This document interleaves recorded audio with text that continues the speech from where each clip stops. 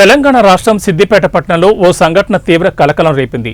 ఖాదర్పుర వీధిలో నివసిస్తున్న ఒకే కుటుంబానికి చెందిన 5 సభ్యులు అదృశ్యం కావడం స్థానికంగా ఆందోళన కారణమైంది. శనివారం ఉదయం నుంచి వారు కనిపించకపోవడంతో బంధువులు, స్థానికులు ఆందోళన చెందుతున్నారు.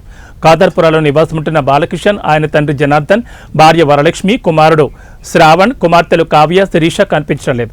వారు తమ సెల్ ఫోన్లను కూడా ఇంట్లోనే వదిలి వెళ్లడం గమనార్హం. మొదట బంధువులు, చుట్టుపక్కల వారు ఏదైనా ఊరికి వెళ్లి ఉంటారని భావించారు.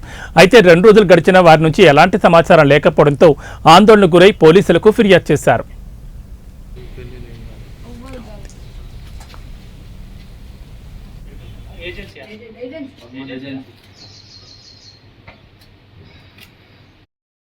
బాలకిషన్ కు కొంతకాలంగా ఆర్థిక ఇబ్బందులున్నాయని, అప్పులు కూడా ఉన్నాయని బంధువులు తమ ఫిర్యాదులో పేర్కొన్నారు.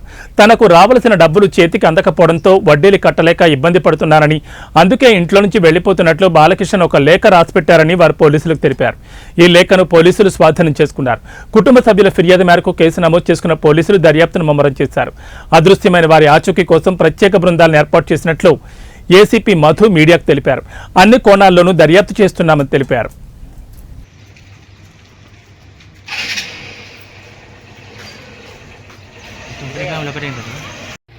ఇద్దరు అక్కలు ఒక అన్న. వాళ్ళు పెళ్లి లేదు.